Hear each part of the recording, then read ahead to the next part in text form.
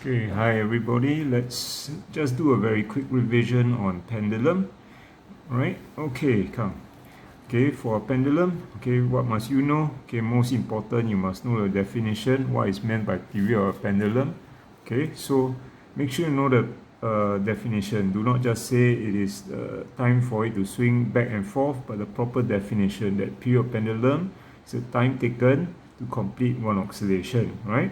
Okay, then you must know that one oscillation is from here, P to Q and back to P. Okay, then you'll be asked questions like this, where they give you the time, okay, for how many oscillations, and then find the period of pendulum. Usually this is the style of the questions. Okay, of course there can be some variations. For example, they may start the oscillation of the pendulum from the center to here. Okay, don't be deceived. So the pendulum goes from here to here to here and then back to here. That is counted as one oscillation, right? So usually you'll be okay with this. Just be very careful, right?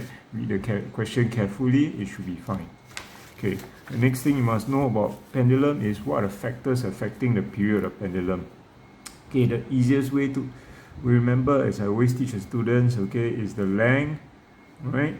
First of all, you can remember it like this. When the length increases, the period increases. When the length decreases, the period of the pendulum decreases, right? So the length of the pendulum, it increases, the period will also increase, right?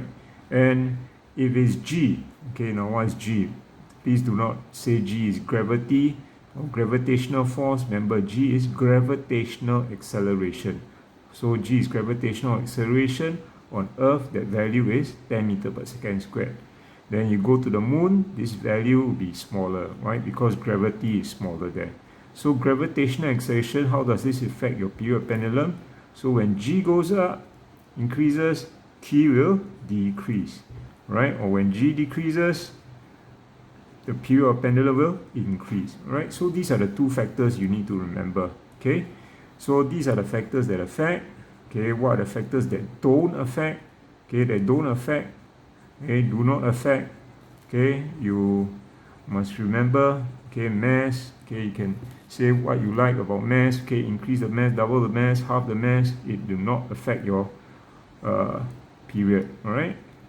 So the mass doesn't affect, okay, the angle of release. Now what's the angle of release or angle of oscillation? This is the angle of oscillation, right? So it may be oscillating. Usually we set it to oscillate at 10 degrees or less. Okay, if they say reduce the angle of oscillation of 5 degrees, how does it affect the period pendulum? Okay, it doesn't, all right? So this does not affect the period pendulum. And then after that, if they say, okay, what if I increase the number of oscillations or I decrease the number of oscillations, right? This also doesn't affect the period of pendulum. So remember this.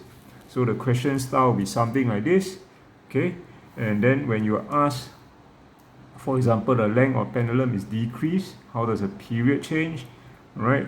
The period, don't say get faster, get slower. Okay, use the proper term. Is either you say increase, decrease, or unchanged. So this decreases, period decreases. All right, so use the proper term, right? So you have a look for yourself. Okay, try it out yourself. This is not very difficult. Just read very carefully. Don't be tricked, okay, by things of mass of pendulum, angle release, and so on. All right, okay.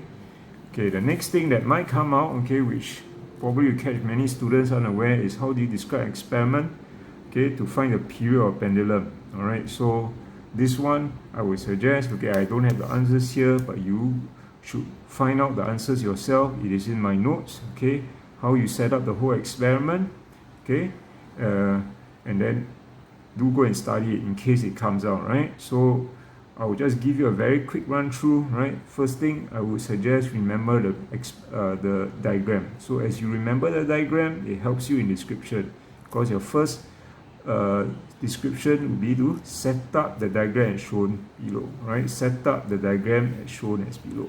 Okay. Next,